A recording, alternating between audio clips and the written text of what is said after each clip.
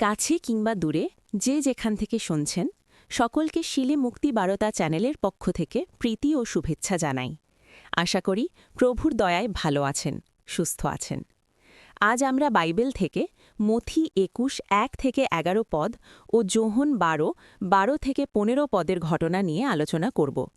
তাই আজকে আমরা শিরোনাম দিয়েছি রাজা এলেন, কিন্তু আমরা কি তাকে গ্রহণ করলাম? পাম সান্ডের গল্পটা তো আমরা কম বেশি সবাই জানি, তাই না?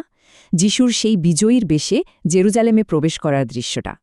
কিন্তু সেই উৎসবের সবচেয়ে পরিচিত যে চিৎকার, হোসান্না, তার পেছনে যদি লুকিয়ে থাকে সম্পূর্ণ অন্য এক গল্প, একটা গভীর আর্তনাদের গল্প, চলুন আজ এই অবাক করার সত্যিটা একটু ঘেঁটে দেখা যাক।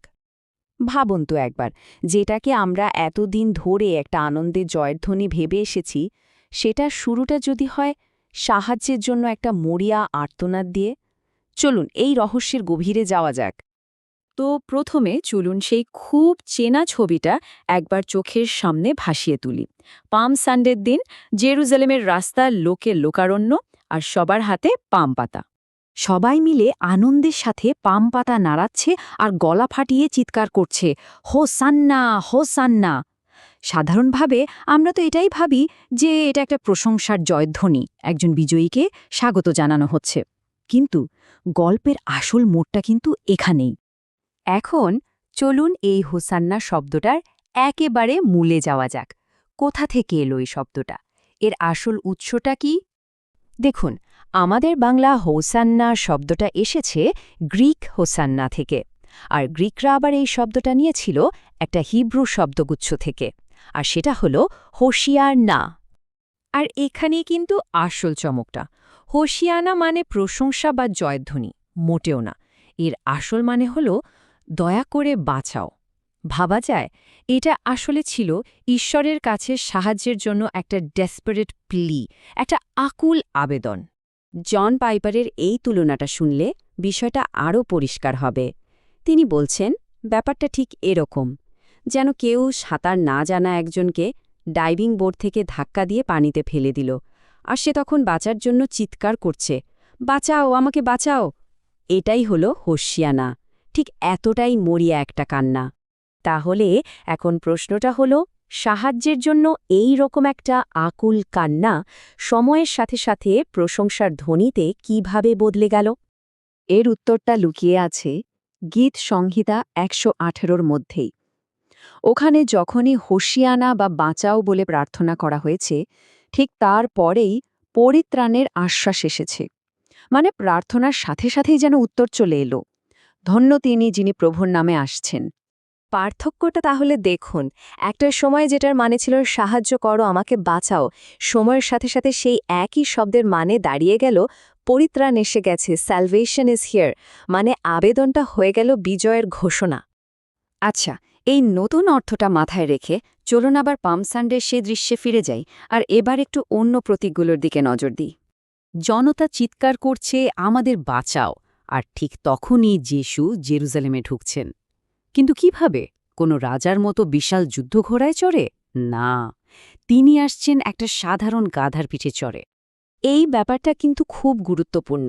দেখুন, সেই সময়ে যুদ্ধঘোড়া ছিল ক্ষমতা, শক্তি আর যুদ্ধের প্রতীক, আর অন্যদিকে গাধা ছিল শান্তি আর নম্রতার প্রতীক। মানে যিশু বুঝিয়ে দিচ্ছিলেন তিনি কোন ধরনের রাজা। আর সবচেয়ে বড় কথা হল, গাধার পিঠে চড়ে তার এই প্রবেশ কিন্তু কোনো সাধারণ ঘটনা ছিল না। এটা ছিল প্রায় ৫০০ বছর আগে করা ভাববাদী শহরিয়ার একটা ভবিষ্যৎবাণীর পরিপূর্ণ রূপ। আর তখনকার মানুষজন কিন্তু এই বিষয়টা ধরে ফেলেছিল। তারা বুঝতে পেরেছিল যে ইনিই সেই প্রতিশ্রুত মসিহা। কিন্তু এখানেই গল্পের সবচেয়ে দুঃখজনক মোড়টা আসে। জনতার যা প্রত্যাশা ছিল আর যিশুর আসল উদ্দেশ্য, এই দুটোর মধ্যে একটা বিশাল ফারাক ছিল। আসলে সেই সময়ের মানুষেরা রোমান শাসনের অত্যাচারে জর্জরিত ছিল, তাই তাদের হোসান্না বা আমাদের বাঁচাও চিৎকারের পেছনে আসল উদ্দেশ্যটাই ছিল রাজনৈতিক মুক্তি। তারা এমন একজন রাজাকে খুঁজছিল যিনি তলোয়ারের জোরে তাদের স্বাধীনতা ফিরিয়ে দেবেন। আর এই প্রত্যাশা পূরণ না হওয়ার ফলটা কি হল? দেখুন, কি সাংঘাতিক একটা পরিবর্তন!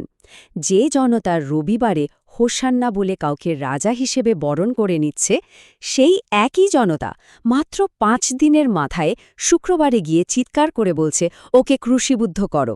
তাদের স্বপ্নভঙ্গ হতে 1 সপ্তাহ লাগল না। তাহলে এই পুরো ঘটনা, এই শব্দের দীর্ঘযাত্রা, এখান থেকে আমরা কি শিক্ষা নিতে পারি?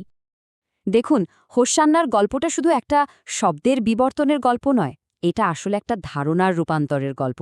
এটা আমাদের দেখায় কিভাবে পরিত্রাণের জন্য একটা আকুল আর্তনাদ সেই পরিত্রাণ পাওয়ার পর একটা বিজয় উল্লাসে পরিণত হতে পারে। শেষে একটা প্রশ্ন নিয়ে ভাবা যাক। জনতা চেয়েছিল এমন একজন রাজা যিনি তাদের বাইরের শত্রু মানে রোমান শাসকদের হাত থেকে বাঁচাবেন, কিন্তু যে রাজা এলেন তিনি যদি মানুষকে তাদের ভেতরের শত্রু মানে নিজেদের লোভ, পাপ, হতাশা এসব থেকে বাঁচাতে এসে থাকেন, তাহলে এই পরিত্রাণের অর্থটা ঠিক কী দাঁড়ায়? এটা কিন্তু ভাবার মতো একটা বিষয়, তাই না? যত লোক এই প্রচারটি শুনেছেন তাদের সকলকে ঈশ্বর আশীর্বাদ দান করুন।